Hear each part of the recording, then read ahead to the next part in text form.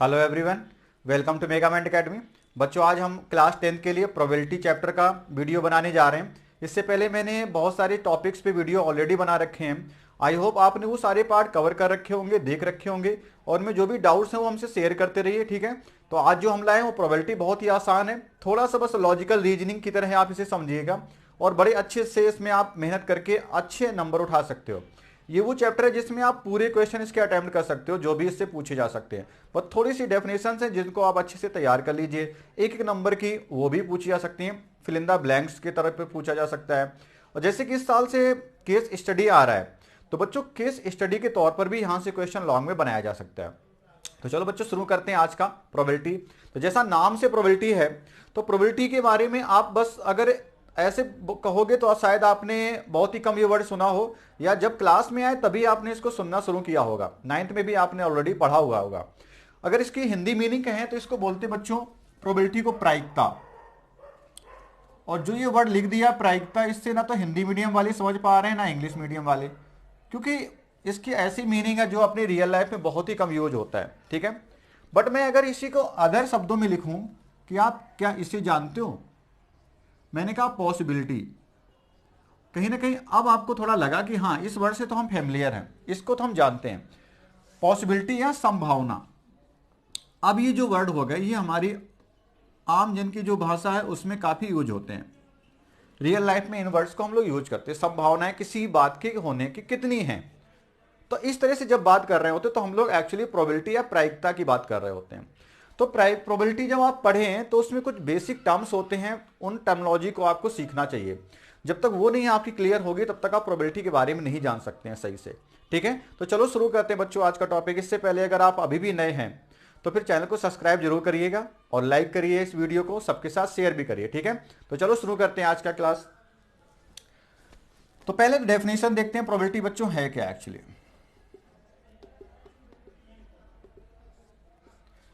आप किसी भी बात के होने के चांसेस मांग रहे हो, ठीक है। तो इट इज ए अकरेंस, है ना, अकरेंस ऑफ एन इवेंट, किसी भी इवेंट के होने की, और क्या, पॉसिबिलिटी। तो यहां पे लिख दो पॉसिबिलिटी ऑफ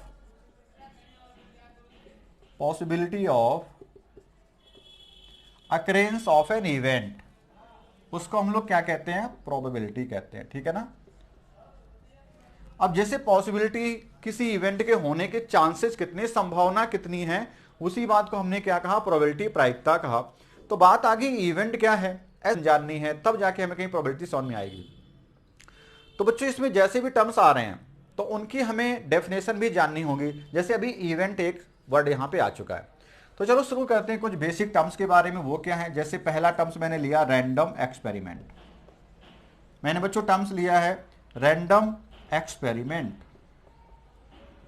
आप कहते हो बहुत सारे एक्सपेरिमेंट हो रहे हैं, ठीक है, लेकिन उनमें से हमें कौन सा लेना, रैंडम एक्सपेरिमेंट लेना है। अब रैंडम एक्सपेरिमेंट का मतलब क्या है, आप ऐसे एक्सपेरिमेंट की बात कर रहे हो जिसके कोई फिक्स आउटकम्स नहीं है कि आप कह दो हर बार हमें वही मिलना है।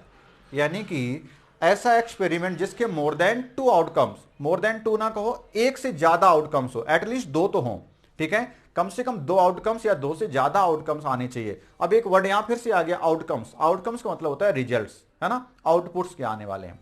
तो ऐसा एक्सपेरिमेंट जिसके मोर देन वन रिजल्ट्स हो या आउटकम्स हो। अभी मैं प्रोबेबिलिटी के लैंग्वेज में से आउटकम ही बोलूंगा, आप समझ लो रिजल्ट्स को, ठीक है।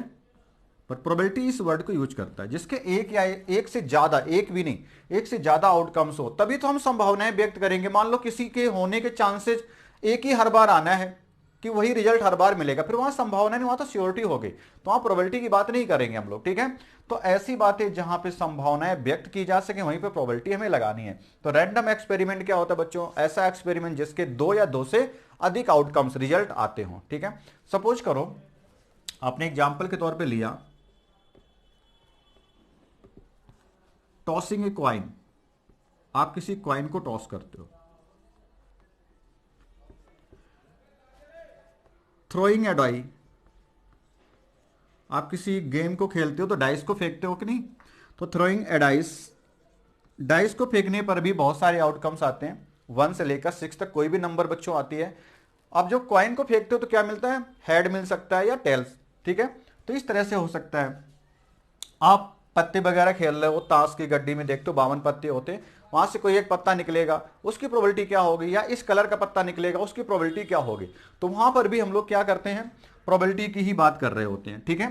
तो इसके बेटा 6 आउटकम्स है, तो एक से ज्यादा आउटकम्स है, इसलिए इसको क्या बोलेंगे, रैंडम एक्सपेरिमेंट, ठीक है। तो चलो आगे देखते हैं कुछ और डेफिनेशन। जैसे मैंने कहा आउटकम्स, तो उसकी डेफिनेशन में देख लेते हैं आउटकम्स क्या होते हैं। आउटकम्स जो भी रिजल्ट मिले आपको, किसमें, जितने भी सारे रिजल्ट हों, ठीक है। तो जितने सारे रिजल्ट्स हों किसी रैंडम एक्सपेरिमेंट के, वो सारे क्या हैं, आउटकम्स हैं। All the results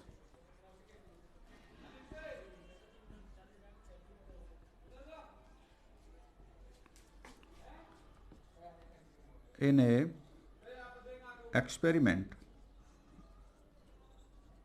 an experiment होगा, जितने भी हैं वो सारे क्या कहलाते हैं, आउटकम, आर कॉल्ड आउटकम्स, ठीक है। रैंडम एक्सपेरिमेंट क्या था, जिसके एक से ज्यादा आउटकम्स हो, और वो सारे आउटकम्स रिजल्ट्स थे। अब यहीं से एक और डेफिनेशन बनती बच्चों कि सैंपल स्पेस क्या होता है। आप ये सारे वर्ड सुन चुके हो बेटा, ठीक है। तो सैंपल स्पेस क्या है, इट इज ए कॉम्बिनेशन या collection of all the outcomes, collection of all the outcomes, सारे आउटकम्स का कलेक्शन इकट्ठा करके रख दो, उससे जो भी सेट बन जाएगा वो क्या होगा, सैंपल स्पेस होगा। अब जैसे एग्जांपल के तौर पर मैंने ऊपर क्या लिया था, टॉसिंग ए कॉइन लिया था, तो चलो यहां पे भी देखते हैं। टॉसिंग ए कॉइन, आप कॉइन को टॉस करो तो बेटा वहां से हेड मिलेगा या टेल मिलेगा। हेड को हम लोग स्मॉल शॉर्ट में लिखते हैं एच के द्वारा, ऐसे ही टेल्स को टी के द्वारा रिप्रेजेंट कर देते हैं। तो एच और टी आ सकते हैं। ये एच क्या है, आउटकम्स है, एक एक्सपेरिमेंट, कॉइन को टॉस करने का एक्सपेरिमेंट हो गया, वहां से जो मिला रिजल्ट या तो हेड या फिर टेल, ये रिजल्ट यानी आउटकम्स हैं। सारे आउटकम्स को एक साथ रख दिया तो क्या बन गया बेटा, सैंपल स्पेस बन गया, जिसको हम लोग एस से रिप्रेजेंट करते हैं, एस, ठीक है। ऐसे अगर डाइस का केस होता, थ्रोइंग ए डाइस, अगर आप बेटा डाइस को थ्रो कर रहे होते तो वहां से sample space S equal to क्या मिल रहा होता, 1 से लेकर 6 तक की सारी नंबर, 1 2 3 4 5 एंड 6, ये सारी नंबर का कलेक्शन क्या हो जाता, सारे आउटकम का कलेक्शन कर लिया, वो क्या बन जाता है आपका एक सैंपल स्पेस, जिसे एस से रिप्रेजेंट करते हैं। यहां तक सारी बातें हम लोगों ने कर ली। फिर से समझो, रैंडम एक्सपेरिमेंट क्या था, ऐसा एक्सपेरिमेंट जिसके 2 या 2 से ज्यादा आउटकम्स हो, मोर देन 1 आउटकम्स अगर होता हो, ठीक है, तो तभी पॉसिबिलिटी वहां पे बन रही थी। दूसरी बात मैंने क्या कहा, आउटकम्स क्या है, आउटकम्स मतलब रिजल्ट। आप एक्सपेरिमेंट करो, टॉस करो, क्या आ रहा है, हेड आया, आपने कहा हेड आया, तो वो उसका एक आउटकम है। आपने डाइस को फेंका, 1 आ गया, 2 आ गया, मान लो 6 आ गया, तो 6 क्या है, उस डाइस के द्वारा जो किया गया एक्सपेरिमेंट उसका रिजल्ट है, यानी आउटकम हो गया। सारे आउटकम्स को मिला दिया तो क्या बन गया था, सैंपल स्पेस बन गया था। अब बात आती है इवेंट की, तो बेटा इवेंट क्या होता है वो भी देखते हैं। और इवेंट यहां पे कुछ लोग फेवरेबल इवेंट बोल देते हैं, कुछ लोग एलिमेंट्री इवेंट के नाम से इसको बोल रहे होंगे, ठीक है। तो फिलहाल हम अभी इवेंट के तौर पे बात करने जा रहे हैं, ठीक है, ज्यादा भी टफ वर्ड नहीं यूज कर रहे हैं, ठीक है, सिंपल ही आपको समझाना चाह रहे हैं। धीरे धीरे जैसे आगे बढ़ेंगे सब चीजें दिखने लगेंगी। तो इवेंट क्या है, आपने कोई भी एक्सपेरिमेंट किया, आपने कह दिया डाइस को फेंको और 2 आ जाए, ठीक है, डाइस को फेंका तो उसमें से आ क्या सकता, 1 2 3 4 5 6 कुछ भी आ सकता था, यानी इनमें से कुछ भी आ सकता है। अब जो आ सकता तो उनमें से आप किसकी बात कर रहे हो, स्पेशली आपने कहा 2 आ जाए, तो आपने 2 को जो मांगा है, डिमांड जिसकी करी है, वो आपकी एक स्पेशल इवेंट हो गई। मान लो वो इवेंट इवन रही हो तो उसके अंदर आपने क्या डिमांड किया था, 2, तो आप 2 ऐसे लिख दोगे, तो ये एक पर्टिकुलर इवेंट हो गया। तो इवेंट क्या, एक सबसेट है, सेट मतलब क्या हो गया, पूरा सैंपल स्पेस ये पूरा है, इसमें से आप कितने हिस्से को मांग रहे हो, वो उसका एक हिस्सा ही तो है इवेंट, ठीक है। तो इवेंट एक स्पेशल आउटकम्स है जिसको आप फेवर कर रहे होगे। चलिए, आपने कह दिया कि नहीं हमें इवेंट जो चाहिए वो इस तरह की हो। दूसरी इवेंट है बेटा जिसमें आप डिमांड कर रहे हो कि कोई इवन नंबर आ जाए। आपने कहा इवन नंबर आ जाए, तो अगर इवन नंबर चाहिए तो बेटा क्या क्या आ सकता है, 2 आ सकता है, 4 आ सकता है या 6। आपने इन सब का फेवर किया है, तो इन्हीं को हम लोग फेवरेबल इवेंट भी कहते हैं। ठीक है, आपकी डिमांडिंग है, रिक्वायरमेंट भी हो सकती है इन्हीं बातों की, आगे जब पढ़ोगे तो वही सब हमें यहाँ पे पढ़ना था। तो कुछ टर्म्स मैंने यहाँ पे डिफाइन कर दिए हैं। तो चलो अब आगे बच्चों, अब हम देखने जा रहे हैं sure event and impossible event. Event कुछ ऐसी भी हो सकती हैं। अब श्योर इवेंट और इम्पॉसिबल इवेंट में क्या डिफरेंस होगा। मान लो आपने कोई बात कही, हमेशा वही बात ही होने वाली। सपोज करो आपने कहा कि डाइस को फेंको, जो नंबर है वो 7 से छोटी ही रहे। तो बेटा आप डाइस को फेंकने पर कोई भी नंबर पाओगे तो 1 आएगा, 2 आएगा, 3 आएगा, 4 आएगा, 5 या 6, यानी कि सारी की सारी बातें हो जाएंगी, है ना। तो जो भी आएगा उस 7 से तो छोटा ही रहेगा ना, तो यानी सारा सैंपल स्पेस ही आपने मांग लिया, है ना। तो फिर श्योर है कि नंबर जो आएगी 7 से छोटी रहेगी, तो वो श्योर इवेंट ही है। यानी कि ऐसी बात जो पूरा का पूरा सैंपल स्पेस आप मांग बैठो। ठीक है, सपोज करो आपने कह दिया कि ऐसी बात करो, नंबर जो आ जाए डाइस केस में या तो इवन आए या ऑड आ जाए। इवन या ऑड या लगा हुआ है, चाहे इवन है चाहे ऑड है। तो बच्चों यही होता है, ये दो ही तरह की आपकी नंबर इसमें मिलती हैं, या तो इवन है या फिर वो ऑड है। तो पूरा पूरा फिर से आपने सैंपल स्पेस मांग लिया। ठीक है, तो हम ऐसी बातें कर रहे हैं। सपोज करो आपसे कहा जाए कि आपको एक हफ्ते 7 दिन के बारे में सोचना है, और जो 7 दिन हैं और बढ़ा दीजिए, कितने हो गए, 1 2 3 4 5 6 हो गया, एक और डेज आगे 7 दिन। ठीक है, तो 7 दिन आप पूरे सुबह जल्दी से उठिए और ये देखिए जाके कि the sun rises in the east, इसकी प्रोबेबिलिटी क्या होगी। तो आप 7 दिन गए, आपने पहले दिन देखा कि सूर्य वाकई में पूर्व में ही निकला था, तीसरे चौथे पांचवें ऐसे सभी दिन तो बेटा वो ईस्ट में निकलेगा। तो फिर तो श्योर इवेंट था ना, आप क्यों रोज ऐसे कर रहे थे, है ना।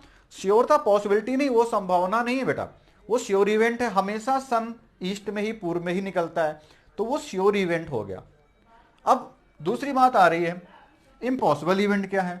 ऐसी कोई बात कर दो जो आपके एक्सपेरिमेंट में आने वाली ना हो। सपोज करो फॉर ए डाइस, आपने कहा डाइस को उछालो और हेड आ जाए।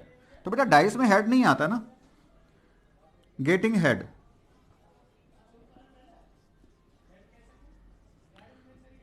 इन ए डाइस, डाइस की थ्रो करने पर आपको हेड मिल जाए, नहीं आ सकता। तो ये कैसी इम्पॉसिबल बात हो गई। ठीक है, तो ऐसी इवेंट जो नहीं कभी हो सकती है इम्पॉसिबल इवेंट है, और वो इवेंट जो हमेशा होने जा रही सर्टेन या श्योर इवेंट, इसको दूसरे नाम से सर्टेन भी बोलते हैं। ठीक है, सर्टेन, निश्चित है कि वही आउटकम ही आएगा। इम्पॉसिबल इवेंट जो कभी ना हो, है ना, यानी कि नॉट पॉसिबल, आप इसे ऐसे कह सकते हो, नॉट पॉसिबल। नोट के तौर पे अभी मैं लिख रहा हूं, आगे मैं बता दूंगा कि जो श्योर इवेंट होता है बेटा, उसकी प्रोबेबिलिटी ऑफ श्योर इवेंट कितनी होती है बेटा, 1 होती है। आप इसको नोट कर लें, प्रोबेबिलिटी ऑफ श्योर या सर्टेन इवेंट कितनी होती है बेटा, 1 होती है। ऐसे probability of impossible event, probability of impossible event कितनी होती, 0 होती है। ठीक है, प्रोबेबिलिटी ऑफ इम्पॉसिबल इवेंट कितनी होती, 0। आप इस बात को भी तैयार रखेंगे। ठीक है, श्योर इवेंट की प्रोबेबिलिटी कितनी, 1, इम्पॉसिबल इवेंट की प्रोबेबिलिटी कितनी, 0 होती है। तो आप इन छोटी छोटी बातों को आप जान गए हो। चलिए अब आगे हम लोग आइए अब हम लोग प्रोबेबिलिटी ऑफ एन इवेंट पे बात करने जा रहे हैं। उससे पहले मैं कुछ और चीजें बताना चाह रहा हूं। सपोज करो आपने कोई इवेंट लिखी बेटा, आपने कहा इवेंट जो आनी चाहिए वो इवन नंबर की है। तो आपके पास क्या होना चाहिए, 2 आना चाहिए, 4 आना चाहिए, 6 आना चाहिए। ठीक है, 2 आना चाहिए, 4 आना चाहिए और 6 आना चाहिए। तो अगर मैं कहूं कि ये इवेंट के अंदर ये क्या लिखे गए, आउटकम्स कुछ लिखे गए हैं। अब इनकी नंबर कितनी, 1 2 3, टोटल 3 डिजिट इसके अंदर लिखे गए, 3 नंबर्स हैं। तो वो मैं ऐसे रिप्रेजेंट करता हूं, एन मतलब नंबर ई के अंदर कितने पड़े हैं, इसको बोलते हैं number of element in the event E. E के अंदर कितने नंबर्स ऑफ एलिमेंट्स हैं, तो वो कितने बेटा, 3। तो यहां पे जो 3 लिखा गया वो क्या है, ई के अंदर कितने लोग पड़े हैं। एक और देखते हैं, मान लो डाइस हमने जो उछाला था उसके लिए सैंपल स्पेस मैंने क्या लिखा था, डाइस में 1 आ सकता है, 2 आ सकता है, 3 आ सकता है, 4 आ सकता है, या 5 या फिर 6। तो डाइस के उछालने पे सैंपल स्पेस अगर एस है तो मैं यहां पे लिख दिया एस, और बाहर n लिख देने से ये कहते हैं कि S के अंदर कितने लोग, n का मतलब number of element in S के अंदर कितने एलिमेंट्स हैं, यानी कि इनको काउंट करो 1 2 3 4 5 6, टोटल 6 लोग हैं, तो 6 इसकी नंबर ही ऐसे लिखी जाती है। ठीक है, ये एक नया रिप्रेजेंटेशन है, आप इसको भी समझ गए होंगे कि S के अंदर कितने लोग, 6 लोग हैं। कौन कौन से, वो ये हैं। n E कितना था, E के अंदर कितने लोग, 3। तो इस तरह से भी रिप्रेजेंटेशन एक है, उसे आप जान जाइए। ठीक है, तो अब बात करते हैं प्रोबेबिलिटी ऑफ एन इवेंट, किसी इवेंट की प्रोबेबिलिटी अगर मान लो किसी इवेंट E की निकालनी है तो उसके बाहर आप क्या लिख देंगे, ऐसे P लिख देंगे। तो ये रिप्रेजेंटेशन है किसी इवेंट की प्रोबेबिलिटी को लिखने का। तो प्रोबेबिलिटी ऑफ एन इवेंट यानी PE अगर आप निकालना चाहते हो तो PE कैसे आएगा, प्रोबेबिलिटी ऑफ एन इवेंट, आप किस सैंपल स्पेस की बात कर रहे हो, मतलब कौन से एक्सपेरिमेंट में किसकी बात करना चाहते हो। आपने कहा एक डाइस को उछालेंगे तो डाइस का सैंपल स्पेस आपको पता होना चाहिए, और डाइस के अंदर आप डिमांड किसकी कर रहे हो, यानी वही फेवरेबल इवेंट, आप किसकी बारे में आप बात करना चाहते हो। तो फेवरेबल इवेंट क्या है उसके बारे में भी पता होना चाहिए। तो दो चीजें हो गई, यानी कि टोटल नंबर ऑफ केसेस कितने हैं, और उन केसेस में आप किसकी डिमांड करते हैं, यानी कि फेवरेबल केसेस कितने हैं। ये मैंने थोड़ा रफली लिख दिया है, या है तो एक्चुअल यही प्रोबेबिलिटी है ना, आम भाषा में प्रोबेबिलिटी यही होता है कि टोटल कितना है उसमें से आप कितना चाहते हो। आप इसी को बात लिख लो, चलो हिंदी में लिख देता हूं, टोटल कितना है और कितना चाहते हो। ठीक है, मैंने ऐसे भी लिख दिया। ठीक है, टोटल नीचे बैठेगा और कितना आपको चाहिए, यानी कि आपका काम जितने से बन रहा हो वो आपका ऊपर, और कितने में से वो आप निकाल के लाए हो। ठीक है, इसी को प्रोबेबिलिटी बस बोलते हैं।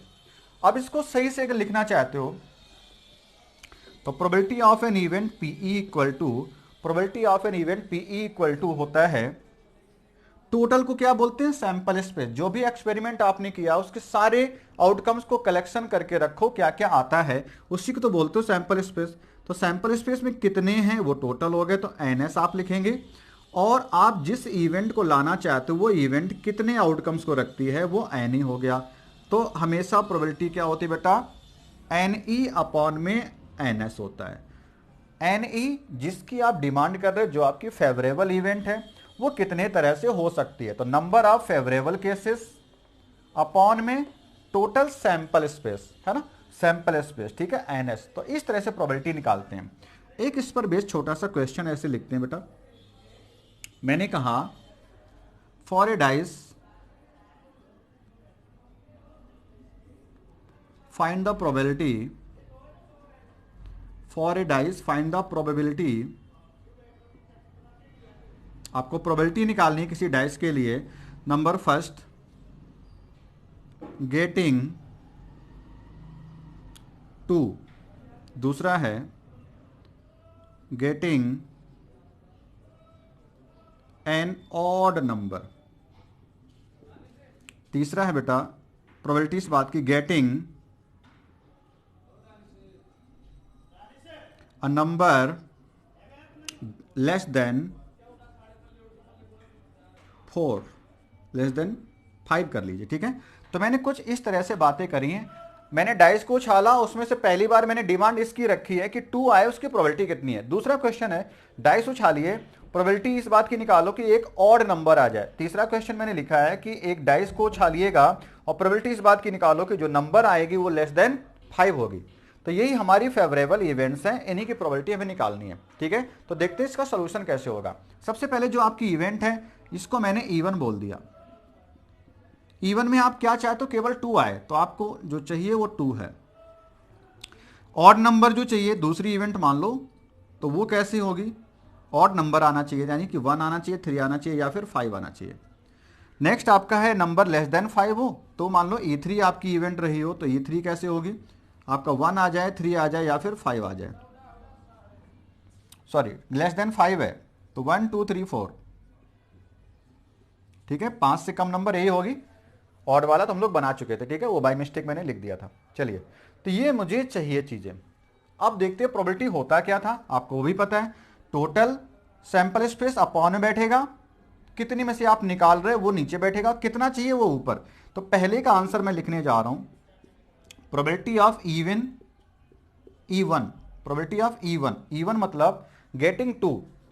डाइस में जब आप इसका सैंपल स्पेस लिख रहे हो तो डाइस के लिए मैं एस लिखने जा रहा हूं यहां पे 1 2 3 4 या फिर 5 एंड 6। इस तरह से डाइस का आउटकम टोटल होता है बेटा। डाइस में 1 2 3 4 5 6 यही सब आता है।